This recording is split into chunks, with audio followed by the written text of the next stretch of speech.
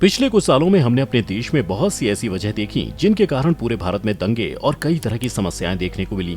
ऐसा कहा जाता है कि ये सब इसलिए हो रहा है क्योंकि हम अब तक के सबसे शापित युग यानी कलयुग में जी रहे हैं। कुछ लोग इसे सिर्फ अंधविश्वास कहकर हवा में उड़ा देते हैं। बाकी जितने भी लोग इस पर विश्वास करते हैं उनका ये कहना है कि अभी तो सिर्फ कलयुग की शुरुआत ही हुई है। जैसे जैसे समय बढ़ता चला जाएगा वैसे ही हमारे समाज की बुराइयां भी बढ़ती चली जाएंगी।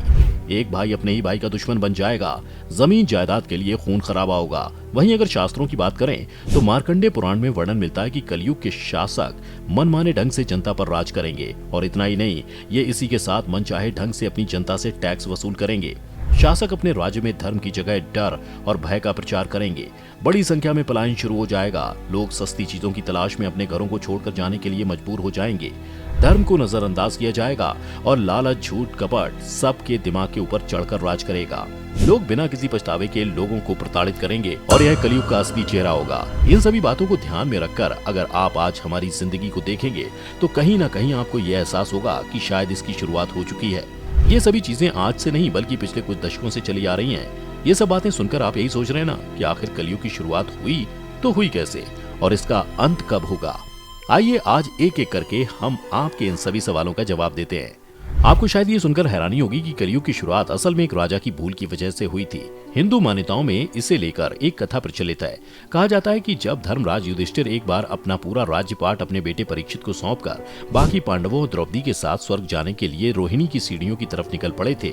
उन दिनों खुद धर्म बैल का रूप लेकर गाय के रूप में बैठी पृथ्वी देवी से सरस्वती नदी के किनारे मिले। गाय के रूप में पृथ्वी की आंखें आंसुओं से भरी हुई थीं। उनकी आंखों से लगातार आंसू बह रहे थे। पृथ्वी को दुखी देख धर्म रूपी बैल ने उनसे उनकी परेशानी का कारण पूछा। धर्म ने कहा, देवी कहीं तुम यह देखकर तो नहीं घबरा गई कि मेरा बस एक ही पैर है, या फिर तुम इस बात से दुखी हो कि अब तुम्हारे ऊपर बुरी ताकतों का शासन होगा। और जैसे जैसे दिन निकलते जा रहे हैं पृथ्वी पर पापियों की संख्या बढ़ती जा रही है। धर्म के सवाल का जवाब देते हुए पृथ्वी बोली, हे धर्म, तुम तो सब कुछ जानते हो, ऐसे में मुझसे मेरे दुखों का कारण पूछने से क्या लाभ। सत्य, मित्रता, त्याग, दया, शास्त्र, विचार, ज्ञान, वैराग्य, ऐश्वर्य, निर्भीकता, कोमलता, धैर्य आदि के स्वामी भगवान श्री कृष्ण ने अपने धाम चले जाने की वजह से कलयुग ने मुझ पर कब्जा कर लिया है। श्री कृष्ण के चरण कमल मुझ पर पड़ते थे जिसकी वजह से मैं खुद को सौभाग्यशाली मानती थी। पर अब ऐसा नहीं है। अब मेरा सौभाग्य समाप्त हो चुका है। धर्म और पृथ्वी आपस में बातें कर ही रहे थे कि इतने में असुर रूपी कलयुग वहां आ पहुंचा और धर्म और पृथ्वी जो कि गाय और बैल के रूप में थे उन्हें मारने लगा। जहां पृथ्वी और धर्म पर अत्याचार हो रहा था राजा परीक्षित उसी मार्ग से गुजर रहे थे। जब उन्होंने अपनी आंखों से यह दृश्य देखा तो वह कलयुग पर बहुत क्रोधित हुए। राजा परीक्षित ने कलयुग से कहा, दुष्ट पापी, तू कौन है और क्यों इस मासूम गाय और बैल को मार रहा है। तू महाअपराधी है। तेरा अपराध क्षमा योग्य नहीं, इसलिए तेरी मौत निश्चित है। वहीं पृथ्वी और धर्म को उस हाल में देखकर राजा ने कहा कि हे धर्म, सतयुग में आपके तप, पवित्रता, दया और सत्य यह 4 चरण थे। त्रेता युग में 3 चरण ही रह गए और द्वापर में 2 ही रह गए और अब इस दुष्ट कलयुग के कारण आपका एक ही चरण रह गया। पृथ्वी देवी इस बात से दुखी हुई। दोस्तों कहते हैं कि हर पापी का विनाश करने के लिए ईश्वर ने किसी धर्मयुक्त इंसान को बनाया है, मगर इंसान अपनी अकड़ में सब कुछ गंवा देता है। यही कारण है कि राजा परीक्षित ने बैल के रूप में धर्म और पृथ्वी के रूप में गाय देवी को पहचान तो लिया और उन्हें बचाने के लिए राजा परीक्षित ने अपनी तलवार भी निकाली, लेकिन फिर उनसे भी एक भूल हो गई। दरअसल जब राजा परीक्षित कलयुग को मारने के लिए आगे बढ़े तो उनका क्रोध देखकर कलयुग जोर से कांपने लगा। कलयुग अपनी राष्ट्रीय वेशभूषा को उतारकर राजा परीक्षित के चरणों में गिर गया और माफी की गुहार लगाने लगा। जब कलयुग राजा परीक्षित के पैरों में गिरा तो उन्होंने भी अपने शरण में आए कलयुग को मारना ठीक नहीं समझा और उससे कहा कि कलयुग तुम मेरी शरण में आ गए हो, इसलिए मैं तुम्हें जीवन दान दे रहा हूँ। किंतु अधर्म, पाप, झूठ, चोरी, कपट, दरिद्रता आदि अनेक द्रवों का मूल कारण केवल तू ही है। तुम मेरे राज्य से अभी निकल जाओ और फिर कभी लौट कर नहीं आना। कलयुग ने राजा परीक्षित की बात सुनकर कहा कि पूरी पृथ्वी पर आपका निवास है। पृथ्वी पर ऐसा कोई स्थान नहीं जहां आपका राज नहीं हो। ऐसे में मुझे रहने के लिए आप स्थान प्रदान कीजिए। सनातन धर्म में यह रीति चली आ रही है कि यदि कोई आपके चरणों में गिरकर माफी मांगे तो आप सामने वाले को माफ कर दें। कलयुग के ये कहने पर राजा परीक्षित ने काफी सोच विचार कर कहा, असत्य, मद, काम और क्रोध का निवास जहाँ भी होता है इन 4 स्थानों पर तुम रह सकते हो। परंतु इस पर कलयुग बोला, राजन यह 4 मेरे रहने के लिए कम है, मुझे अन्य जगह भी प्रदान कीजिए। इस बात पर राजा परीक्षित ने कलयुग को रहने के लिए स्वर्ण के रूप में 5वां स्थान प्रदान किया। कलयुग इन स्थानों के मिल जाने पर वहां से चला गया, पर कुछ दूर जाने के बाद अदृश्य रूप में वापस आकर राजा परीक्षित के स्वर्ण मुकुट में निवास करने लगा। तो बस राजा की एक गलती की वजह से कलयुग का आगमन धरती पर हुआ। दोस्तों ये तो हम सभी जानते हैं कि इससे पहले 3 युग बीत चुके हैं, सतयुग, त्रेता और द्वापर। भगवान श्री राम का जन्म त्रेता युग में हुआ था और द्वापर में भगवान श्री कृष्ण का।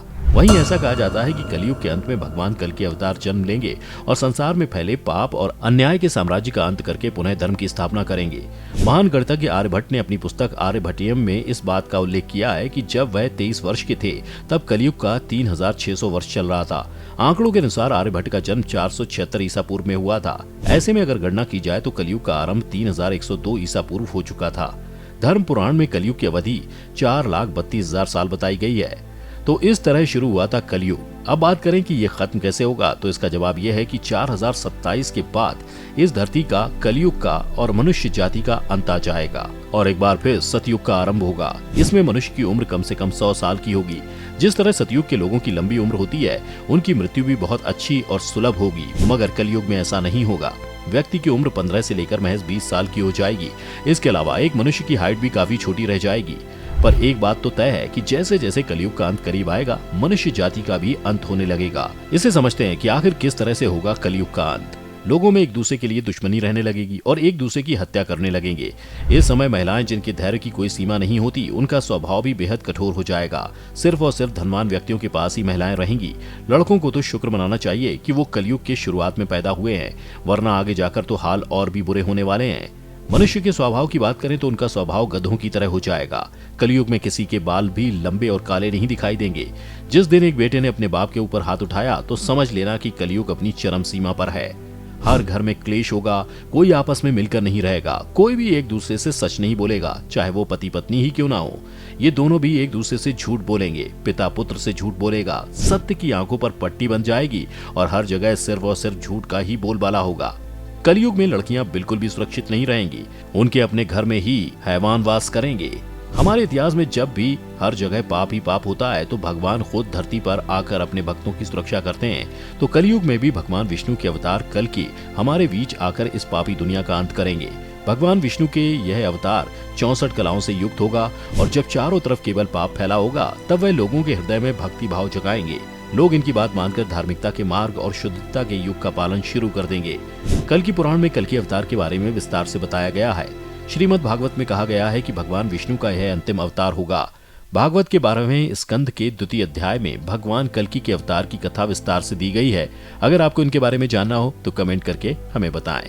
वैसे आपका कल्कि अवतार और कलयुग के बारे में क्या कहना है? क्या आप मानते हैं कि हम कलयुग में जी रहे हैं? हमें कमेंट सेक्शन में जरूर बताएं। अगर आपको ये वीडियो पसंद आई हो तो लाइक और शेयर करें और बाकी जितने लोग इस चैनल पर नए हैं वो सब्सक्राइब और बेल आइकन का बटन दबाएं ताकि हमारी आने वाली सभी वीडियोस की नोटिफिकेशन आपको सबसे पहले मिले।